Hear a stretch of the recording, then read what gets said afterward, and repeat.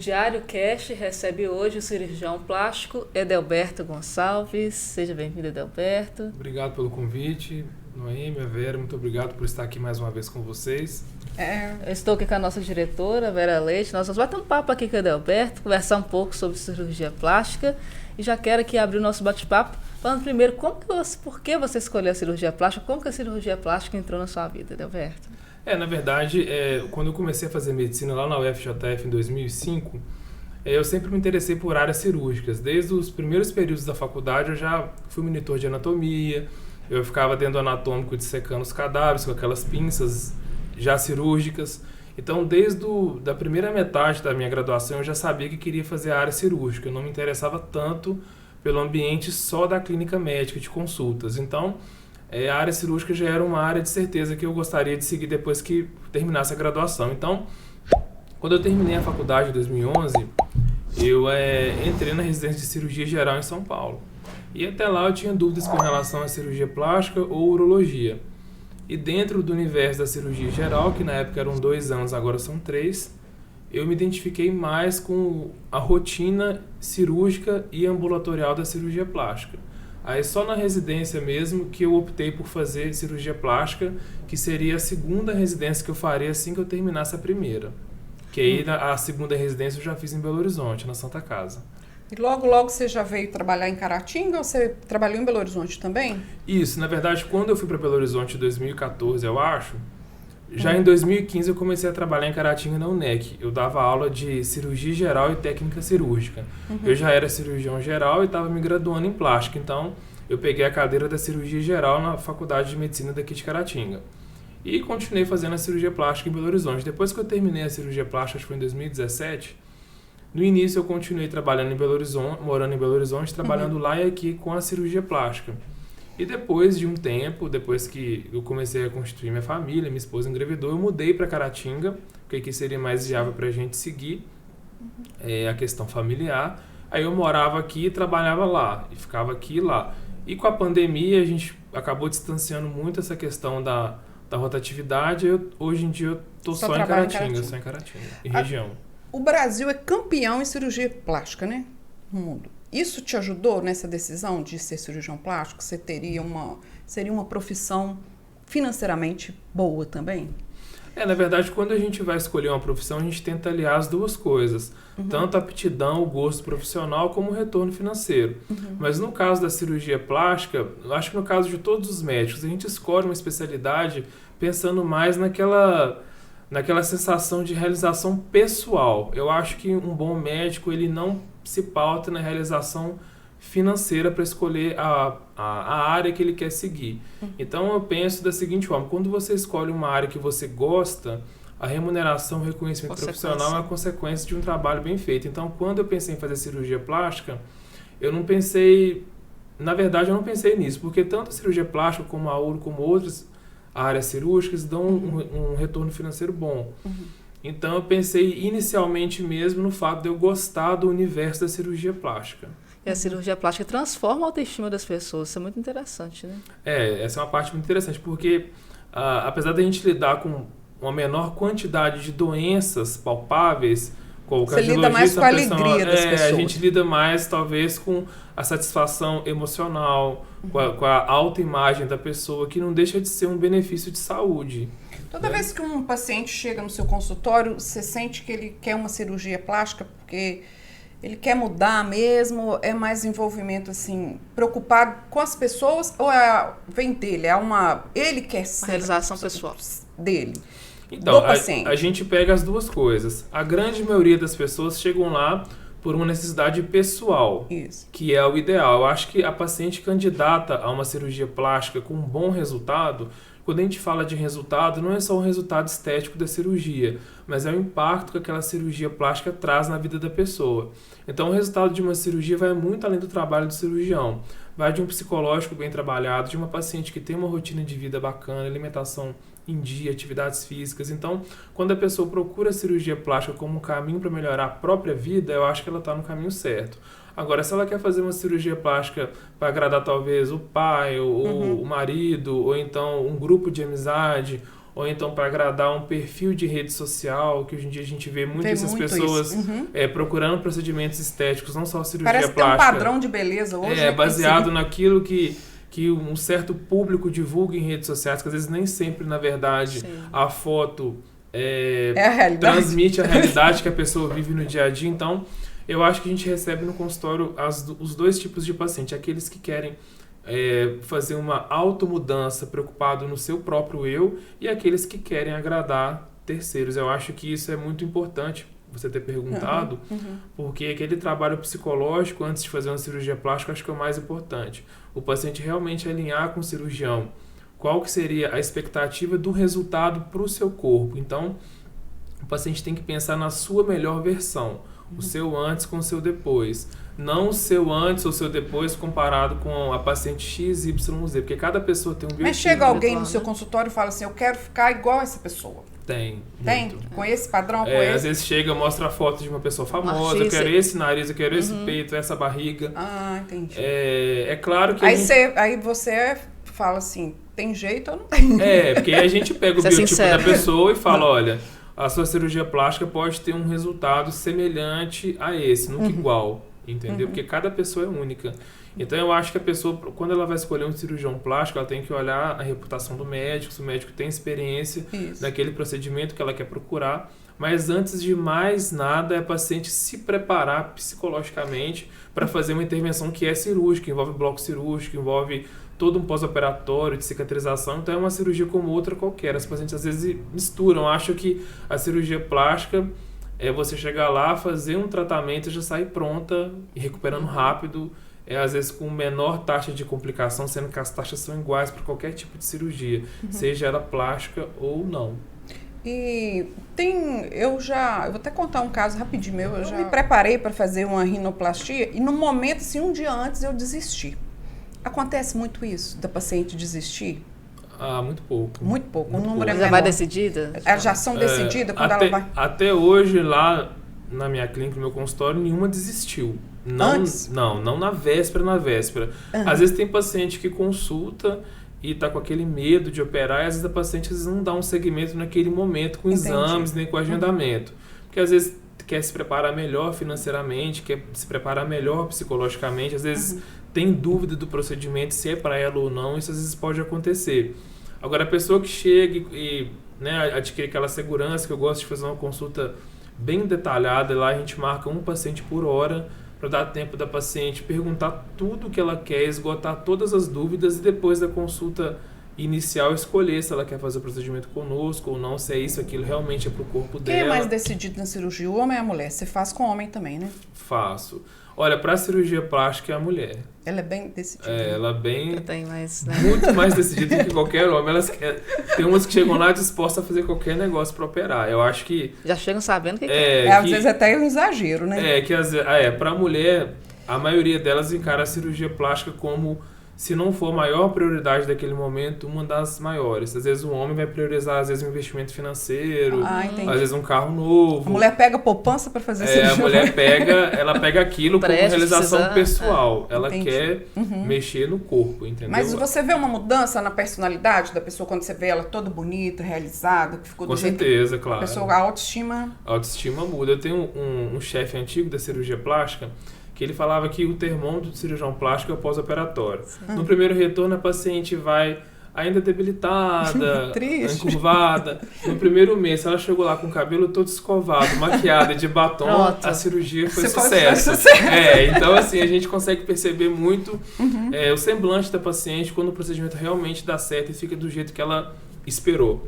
Que bom. Então, com relação a essa divisão entre homens. Claro que a gente tem uma população masculina grande que faz também procedimentos de cirurgia plástica, mas ainda a grande, imensa maioria do público é o feminino.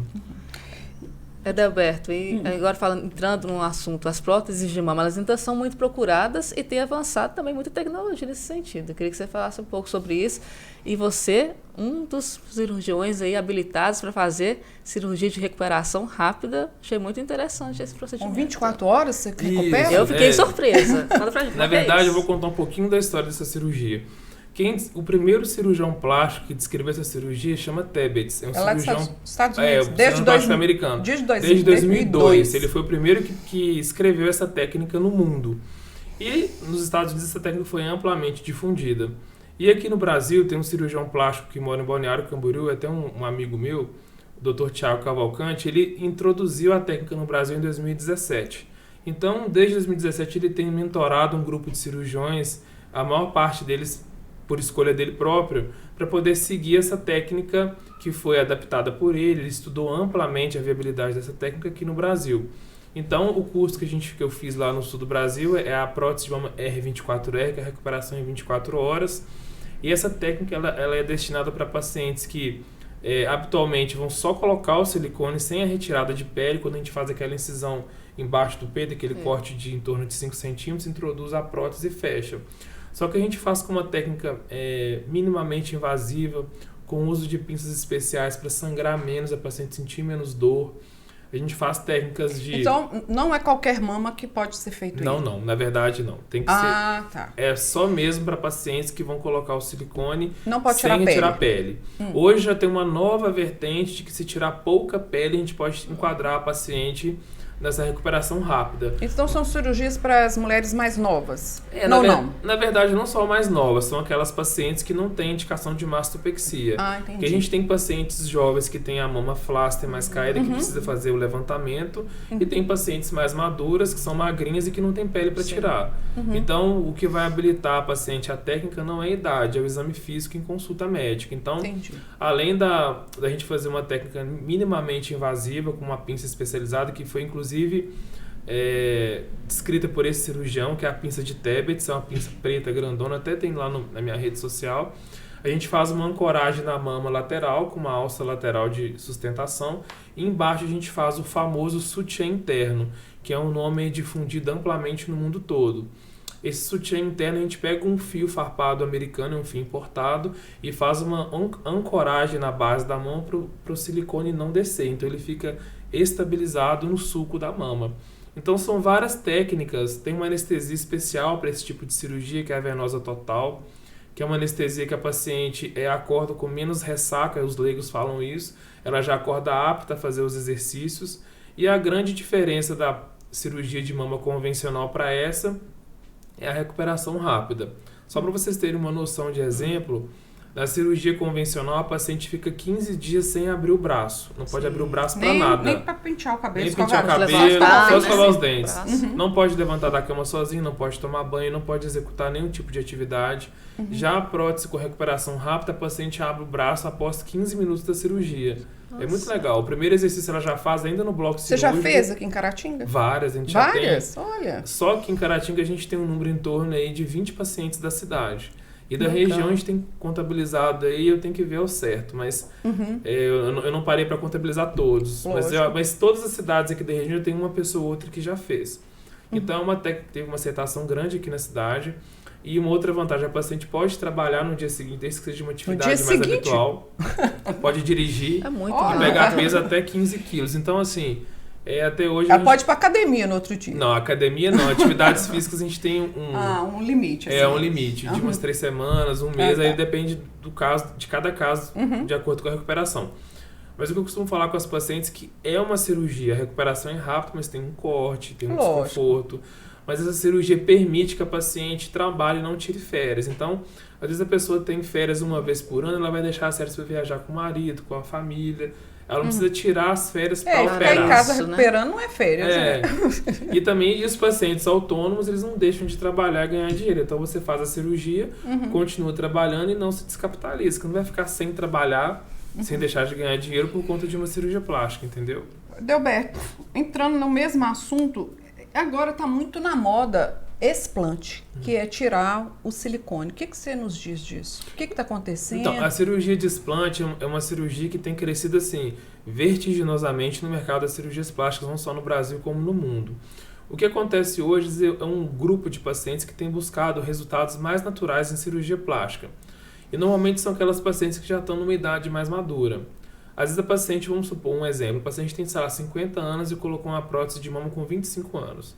Então, naquela época, as próteses de mamas não tinham garantia vitalícia, eram 10 anos de de validade. De Tinha vida que útil, trocar, né? de vida útil, tinha que trocar a cada 10 anos. Hoje em dia a gente não fala mais em vida útil de próteses. A garantia dela é vitalícia. É vitalícia? Qualquer... Essa qualquer... Não, as marcas mais consagradas Isso que eu têm ia o te selo perguntar de também. garantia. Existe uma diferença De uma prótese para outra. Existe. Até no sentido, assim, da saúde da pessoa?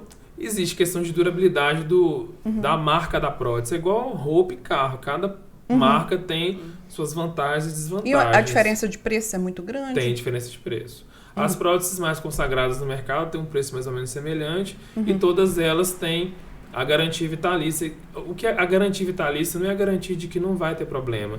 É aquela garantia de que se passar 10 anos e a prótese estiver ok, você não tem que trocar ela. Entendi. Entendeu? Então, voltando no gancho daquela questão do explante, às vezes a paciente mais madura, sei lá, tem 50 e poucos anos, um exemplo básico. Ela colocou um implante, sei lá, 20 anos atrás e quer trocar. Então ela chega e fala, doutora, eu queria não queria trocar, eu queria retirar o implante e ficar sem o implante.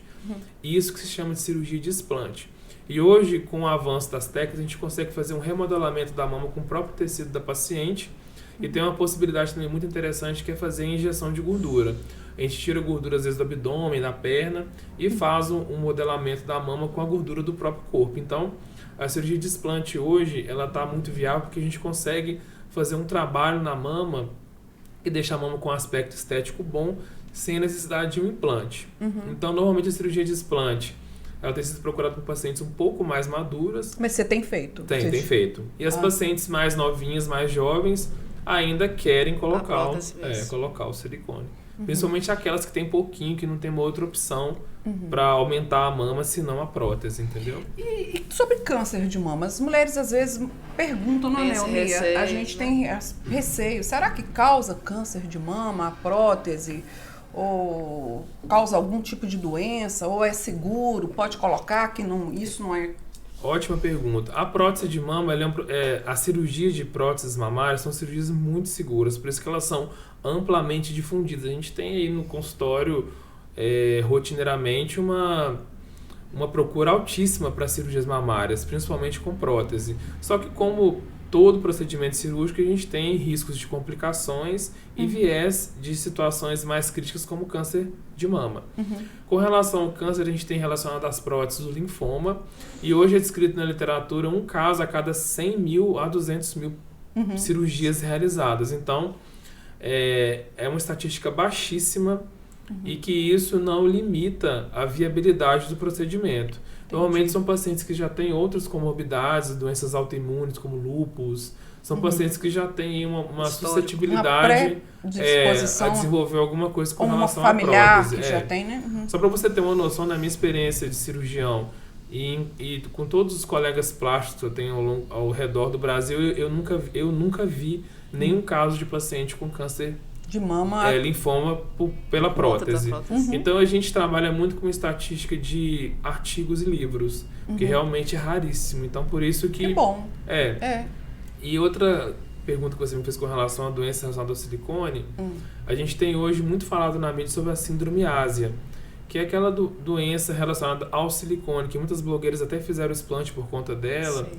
Aí o que as pacientes falam? Dor no corpo, fadiga, estresse emocional. Então, às vezes, a paciente procura, sei lá, 9 opiniões de especialistas, vão em tudo quanto é médico e não diagnostica nenhuma doença de base. Muitas vezes tem o diagnóstico de fibromialgia, algumas coisas do tipo. Aí, quando o médico não descobre nada, fala, pode ser a doença do silicone. Então, no ano de 2020, ela ficou muito em alta. Hoje, já em 2022, a gente já tem uma diminuição da procura de pacientes questionando sobre essa síndrome. Mas essa síndrome não é ligada a uma marca de silicone? Não. Qualquer marca? Qualquer marca, e na verdade a gente não tem uma comprovação científica muito bem estabelecida. Então, quando a paciente me pergunta sobre a síndrome ásia, eu recebi já pacientes com esse questionamento, eu acho que eu estou com a síndrome ásia. Um médico falou que eu tenho fibromialgia, outro falou que eu tenho depressão, que eu tenho isso, e não resolveu o meu problema com o medicamento. Aí eu falo, olha, se você quiser fazer a cirurgia do implante, pode ser viável, mas a gente não consegue te dar nenhum tipo de garantia de que a retirada da mama vai melhorar os seus sintomas. Porque como é uma doença que não tem comprovação científica total, tem estudos que falam, tem casos relatados. E a gente não tem um substrato material para falar, igual o paciente tem pressão alta, toma um remédio a pressão baixa. A gente não tem um substrato de exame, de propedêutico, né? que é a doença do silicone, ou que se tirar a prótese vai melhorar. Então é uma situação muito subjetiva.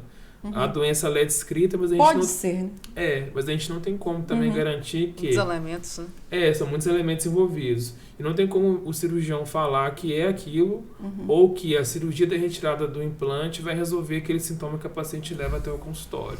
Então, realmente, é uma doença ainda muito nebulosa. Não tem tantos artigos e não tem tanto substrato e elementos para o médico dar um tratamento seguro e objetivo para a paciente que procura com esse sintoma, entendeu? Entendi. Não, agora nós vamos perguntar para ele sobre... o rosto. O rosto. Rejuvenescimento facial. Você não precisa não, mas eu tô precisando. Olha, é um tema super interessante. Mas hoje todo mundo só faz aquele que é rapidinho, vai lá no consultório, aplica aqui, levanta um pouquinho lá. Então eu acho que tem duas vertentes muito importantes com relação ao rejuvenescimento facial. Tem a vertente do tratamento não invasivo, que eu também faço, e tem a vertente do tratamento invasivo. Faz? Faço, não invasivo eu faço. E você faz em você? Não. Eu faço no consultório com os pacientes. Você nunca colocou nada assim? Eu já coloquei botox só. Agora preenchimento ainda não, né? Você é muito ainda jovem. Não. E então a gente tem as duas vertentes. Tem a vertente não invasiva, que são os procedimentos minimamente invasivos, como botox, preenchimento, os fios de sustentação, e tem a vertente invasiva. Então, a gente tem duas vertentes para tratamento facial. A gente tem a vertente de tratamentos não invasivos, que é botox, preenchimento, fios de sustentação, e a gente tem a vertente do tratamento invasivo, que é o lifting facial, que é a cirurgia facial, que a gente faz um tratamento cirúrgico. O que eu vejo hoje com a popularização dos tratamentos não invasivos, que ficou muito acessível à população, não só os tratamentos como as informações, a gente recebe... Esses não invasivos não pode ser feito por não médicos, assim? Isso. Atualmente, o tratamento não invasivo tem sido feito por médicos e não médicos. Então, justamente por essa popularização desses tratamentos não invasivos... Até por profissional de estética, assim, por exemplo, clínica, não? Não, clínica não. O que a gente vê hoje são procedimentos feitos por profissionais não médicos, porém com graduação superior e na área de saúde. É um dentista, geralmente. Então a gente não, eu particularmente nunca vi clínicas estéticas eu também viabilizando isso ainda não sei como que está fora em capitais, enfim. Mas o que a gente vê é a popularização não só dos procedimentos, das informações relacionadas a eles. Então, muitas vezes o paciente chega no consultório já querendo fazer um tratamento não invasivo de cara, porque viu na internet, viu ali, viu aquilo outro, viu no Instagram, sendo que, na verdade, às vezes, para aquela paciente é o tratamento cirúrgico que é o adequado. Principalmente para pacientes aí, já na faixa de 50 a 60 anos, que já tem uma flacidez de pele um pouco mais acentuada. Então, os pacientes que já têm muita flacidez, só o tratamento não invasivo não vai ser o suficiente. Às vezes, o paciente faz um investimento alto em ampolas de ácido hialurônico para fazer um tratamento com subresultados. Então, é muito importante o paciente ter essa noção. Ele só vai ter essa noção se ele fizer uma consulta com um cirurgião plástico, qual o tratamento que é o mais indicado para a face dele. E, com certeza, quem tem flacidez, igual, por exemplo, a gente tem uma queda do terço médio e terço inferior da face com o passar dos anos.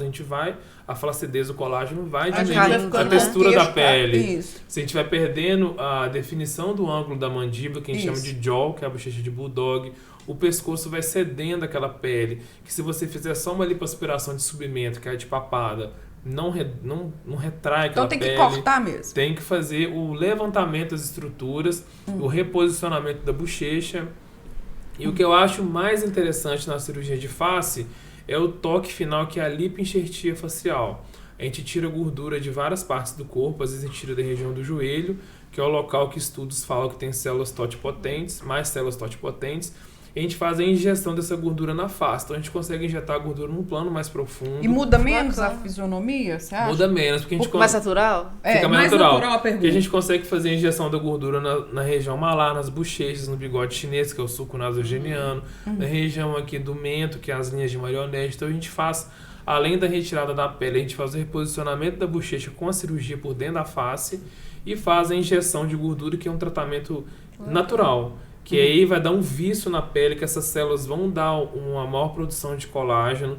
E essa paciente depois, quando for fazer o tratamento não invasivo, ela vai aplicar pequenas quantidades de ácido em pequenos locais de rugas mais finas e a toxina botulínica. Então, às vezes, essa mistura de tratamentos que o paciente quer fazer, às vezes, um tratamento muito extenso, porém não invasivo, a gente vê muito no consultório subresultados. Então, às vezes, a paciente tem muito a fazer, mas colocou não sei quantos meio fios. Deformado, né? Às vezes você encontra rosto, né, Noemi? Que você dá pra ver de longe e a pessoa fica deformada. Não tem mesmo o perfil da pessoa. E hoje a gente tem até um termo, a gente chama de pillow's face, que é um termo em inglês que a gente chama face em travesseiro. Às vezes o paciente faz um preenchimento labial com um produto que não é adequado, às vezes um produto... Como que é? Face em travesseiro? Pillow's face, que é face em travesseiro. Às vezes a paciente quer fazer um preenchimento labial com um produto mais viscoso para usar uma menor quantidade, e às vezes fica aquele lábio muito inchado, muito bojudo, que perde aquela naturalidade. Isso. E às vezes na face coloca muitos fios, muito ácido, muito tudo, aí realmente a face ela fica com um aspecto como se fosse uma lua cheia. Você acha que vicia isso? Eu acho que todo procedimento que vicia, ele não deve ser bem visto pelo paciente, mas pelo profissional que aplica. Tem que ter um limite, né? Tem um limite. Eu acho que viciar, eu acho que é um termo... Pesado, que a gente nunca deve ver com bons olhos. Eu acho que a pessoa que se cuida sob uma orientação médica adequada, ela vai sempre chegar no limite do corpo dela, seguindo o padrão de beleza que a paciente tem, com a quantidade, no caso de procedimento não invasivo, ideal para aquele rosto, e a paciente ter uma consciência de que tem um limite. Então, e também, Adalberto, não existe milagre, não existe 60 anos com cara de 30. Existe. Exatamente. Então eu acho que o paciente ele tem que envelhecer bem. Bem, eu concordo. Eu acho que ele tem que aparentar a maturidade, eu acho que isso faz parte do ser humano. Sim, porém de uma forma suave. Todo normal. mundo quer ficar bem bonito, mas eu acho que você tem que ter cuidado com relação... Ter uma pessoa de 60 anos ou de 50, bonito, mas não existe milagre para você ter 60 com cara de 40. Exatamente. E eu acho que essa orientação não cabe só ao paciente. Cabe ao profissional orientar o paciente. Sim. Então, por isso que eu acho que a consulta é muito importante, porque às vezes o paciente quer fazer muita coisa, o profissional médico vai falar que vai fazer só até aquele tanto, e a paciente vai definir se ela quer realmente embarcar naquela conduta do médico ou não. Eu acho que a opinião do médico sempre tem que se sobrepor do paciente. A gente nunca deve fazer só aquilo que o paciente quer. Claro que o paciente nem sempre é viável. Exatamente. Né? Claro que o paciente vai expor a queixa dele, a gente está ali para poder direcionar o paciente e resolver da melhor forma possível. Mas você também não vai iludir o paciente, falar. Exatamente. E não fazer procedimentos a mais porque o paciente quer, porque o outro profissional fez ou faz, fulano fez ou não fez. Eu acho que ali a definição do que vai ser feito é entre o médico e o paciente. Por isso que eu acho que a consulta com o cirurgião plástico para avaliação facial é importante, porque a opção de fazer o tratamento cirúrgico é só o cirurgião que vai te dar. E o tratamento não invasivo, N profissionais têm a possibilidade de te ofertar esse tratamento. Então, eu acho que vale a pena avaliar o rejuvenescimento facial com plástico, principalmente se a paciente já está numa idade mais madura. Claro que se a paciente tem 30 anos, é só um botox. Mas se ela já está aí de 50 para cima, eu acho que ela tem que tomar cuidado. Eu recebo muitas vezes no consultório pacientes mais maduras que fazem preenchimento de olheira. Às vezes a paciente tem muita pele, muita bolsa, ela preenche a olheira, o negócio fica mais alto, mais flácido, fica pior, entendeu? Então, às vezes, essa orientação é muito importante. Nem todo procedimento é para aquela face, entendeu? Entendi. E a recuperação de uma cirurgia plástica no rosto, ela é demorada? Ela é rápida, ela é em torno de 15 dias. Porque o que demanda mais repouso são as corporais, que a paciente fica com muito ponto, não pode abrir o braço, pode fazer muita coisa. Já a cirurgia facial, a paciente está daqui para baixo tranquila, ela pode fazer de tudo, tomar banho sozinha. Então, e normalmente são pontos mais discretos, com uma cicatrização mais rápida. Então, normalmente o que a gente propõe lá, o que mais aparece quando faz o lifting facial, é o lift do terço médio, que a gente faz o reposicionamento das estruturas do pescoço, lipa um pouco aqui e faz a cervicoplastia. O reposicionamento do terço médio, que são as bochechas, definindo o ângulo da mandíbula. E a blefaroplastia, que é a cirurgia das pálpebras superior e inferior. E normalmente a paciente do terço superior, se ela é muito idosa, a gente pode fazer a suspensão do supercílio. Ou se a paciente tem uma idade médica que aparece no consultório, a gente trata a testa mais com toxina botulínica mesmo. E o risco é o risco de uma cirurgia normal, como você disse, que toda cirurgia tem o risco, né? Risco normal. Risco de um sangramento, uma infecção. Sim. Mas hoje, você acha que as pessoas já estão procurando essa cirurgia ou ainda estão mais ligadas ao rápido? As pacientes sempre procuraram essa cirurgia. A procura para essa cirurgia não diminuiu e nem aumentou. É uma procura basal de pacientes que já têm uma maturidade mais avançada. O que a gente percebe no consultório é que muitas pacientes que chegam para operar ainda querem, de uma forma ou outra, ver se o tratamento não invasivo resolveria o caso delas. Entendi. Devido à difusão das informações por profissionais médicos e não médicos de tratamentos de harmonização facial. Mas acho que isso já resolve. E às vezes não resolve. Não dá o resultado. A gente trabalha com sub-resultados, porque a paciente tem uma flacidez que procedimento não tira aquilo, tem que ser cirurgia. Então, o paciente que quer realmente fazer um tratamento definitivo vai fazer a plástica. E essa cirurgia ela tem uma durabilidade de uns 10 anos. Então, normalmente a pessoa faz o lift facial uma vez só. Porque você faz ali com mas 60, aí depois envelhece tudo de novo. 10 anos que eu falo assim, ela vai envelhecer dentro do padrão normal de qualquer ser humano, porém não vai ser aquela queda que vai ter que ir lá e puxar de novo. Entendeu? Normalmente a cirurgia facial o paciente faz uma vez na vida. Vez só. E depois a manutenção... Até anima, né? Depois a manutenção é com procedimentos não invasivos. Eu falo uma vez só porque às vezes lipoaspiração em mama tem mulher que faz às vezes 2, 3, 4 vezes durante a vida toda. Porque são cirurgias que tem como devolver um resultado muito melhor, porque a mama cai mesmo, não tem jeito, com os anos vai caindo. Agora a face a gente observa que as estruturas ficam bem posicionadas e a paciente vai envelhecendo com qualidade e não tem necessidade de ficar refazendo depois de um tempo. Eudalberto, você está realizado em Caratinga, realizado com a sua profissão, feliz. Você está trabalhando na UNEC ainda? Eu tô lá ainda. Sua esposa também trabalha lá? Tá, lá. Lá na UNEC foi o que eu falei no início da entrevista. Eu cheguei em Caratinga com uma porta aberta pela UNEC, então eu tenho uma gratidão muito grande a eles. Fui aluno da Jário Grossa desde muito novinho. Igual a dona Miriam até faleceu esses dias agora, eu fiquei bem chateado porque ela foi a diretora desde quando abriu aquela escola. Então, assim, ela pegava a gente praticamente no colo lá, que a escola no começo era bem pequena, né? Começou com uma turma por série e durante um bom tempo era assim. Então, a escola, assim, todo mundo conhecia todos os alunos de todas as séries. Era uma escola bem familiar. Hoje a escola é até hoje. É maior, a escola mas ganhou bem uma proporção com uma equipe multidisciplinar muito grande. A escola acompanhou a evolução natural da humanidade. Hoje está tudo muito interligado. Então a gente teve aquele crescimento ali na escola. Depois, quando eu voltei para cá, eu já tinha intenção de voltar para Caratinga. E me sinto realizado, sim, com a minha família. Com a profissão, isso é muito bom. Você decidiu voltar para Caratinga porque você queria fazer o seu trabalho aqui, não é isso? Isso, foi. Porque, na verdade, quando eu estava em Belo Horizonte, não tinha aquela necessidade profissional de migrar para cá, porque eu estava bem profissionalmente lá. Eu estava fazendo muita cirurgia, tinha muita gente de Caratinga que ia até BH operar. Mas depois que a minha esposa engravidou, eu sempre soube que o interior é melhor para criar um filho. Realização pessoal. Que a gente tem a opção de condomínio, de funcionários de confiança em casa, a cidade é pequena, todo mundo conhece todo mundo, então tem N vantagens. E aliar essa questão familiar à questão profissional foi muito bom. A gente tem uma clínica lá no centro, que é bem conhecida, né, na cidade, na região, que muita gente procura por plásticas lá, então nós vamos tocando o barco, né? Graças a Deus. Muito bacana. Agradeço a você por ter participado aqui com a gente hoje. Você quer fazer alguma consideração, deixar alguma coisa para os seus pacientes? Você quer uma mensagem para a gente fechar? Para as mulheres que preocupam muito com a beleza. Bom, primeiramente, eu queria agradecer ao Diário de Caratinga por esse convite. Fiquei muito honrado de poder participar desse programa nesse novo formato em podcast. Eu acho que além de moderno, é muito legal a gente ter esse bate-papo mais informal, né, aqui com vocês. Agradeço a oportunidade desse convite. E com relação às pacientes, queria deixar um recado sobre a cirurgia plástica como um todo. A cirurgia plástica está aí para ajudar as pacientes. É uma ferramenta médica muito importante para mudança corporal, mudança da autoestima. Então, eu acho que as pacientes hoje elas têm que procurar um cirurgião plástico, procurar referências do procedimento que ela quer fazer, se esse profissional está bem apto a fazer aquilo que a paciente quer, buscar referências do médico. O mais importante é a paciente buscar um autoconhecimento.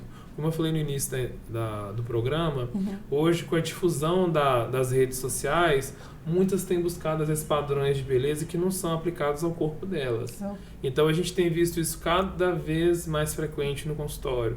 E isso a paciente se programa para fazer um procedimento. Não estou falando comigo, só comigo, qualquer médico. E no final ela sempre vai querer um pouco a mais do que o resultado foi entregue. Então, claro que cirurgias a gente pode ainda melhorar cada vez mais, cada caso é um caso. Mas eu acho que a paciente tem que procurar avaliar também o psicológico antes de fazer a cirurgia. Para que a cirurgia seja para ela realmente a realização de um sonho, que é o que a gente está aqui disposto a fazer por todas, entendeu? Exatamente. Muito bem, então recado aí do Edelberto, a gente agradece pela participação mais uma vez, e você que está nos assistindo, continue ligado em nossas redes sociais, se inscreva no nosso canal no YouTube, siga o Instagram, @Diário de Caratinga Oficial, fique ligado aqui no Diário Cast.